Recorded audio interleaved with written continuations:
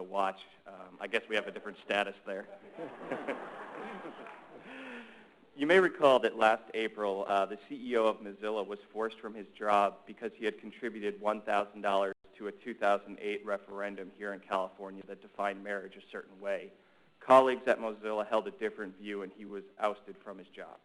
The story received sustained national attention because many people thought it was simply unjust for a person to lose his job for participating in civic activities.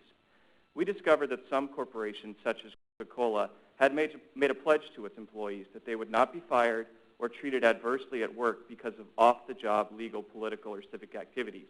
But most corporations had no such protections. Employees could be fired, demoted, denied promotions or raises because their supervisors simply disagreed with their politics or their views on policy issues. So we began approaching many CEOs, and we submitted proposals to Walt Disney and over 20 other corporations asking them to hold a shareholder vote on whether to adopt these protections. Most of the corporations were very willing to give their employees this protection and made formal changes to their workplace policies.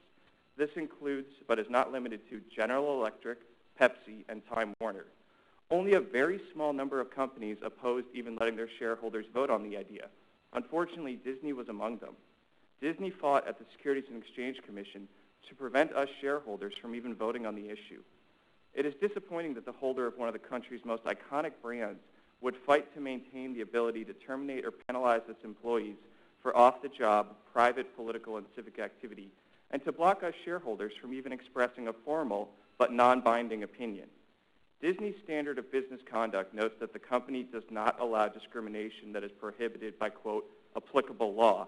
Unfortunately, that's not enough, because in many jurisdictions, including Florida, it is perfectly legal to terminate employees in Florida and where many other Disney employees work.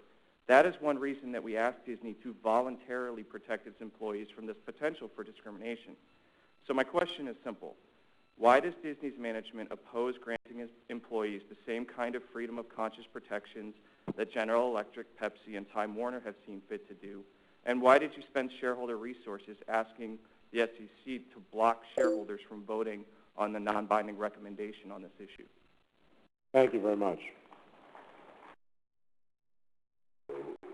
Your proposal was studied very carefully by our team, and they concluded that it really would not have had a material impact on our existing policies.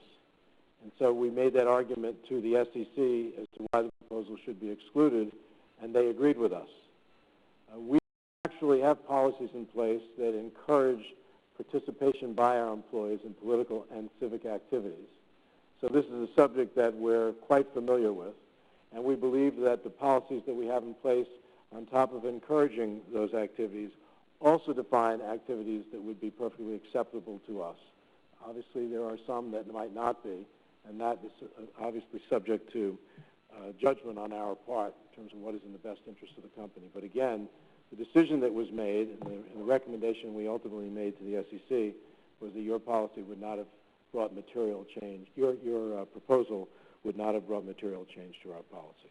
Okay, I just urge you to personally take a look at the policies then, because we still find there's a big void, and many of your workers are still subject to potential discrimination. I'm not saying it would be intentional, but we've studied the issue intensely, and there is a big void still there. So I'd urge you personally to take a look. Well, I will do that again. I have done that already. I will do that again.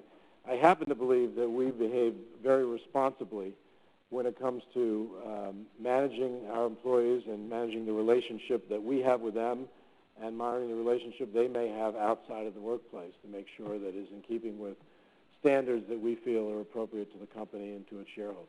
Thank you. Thank you. Number two.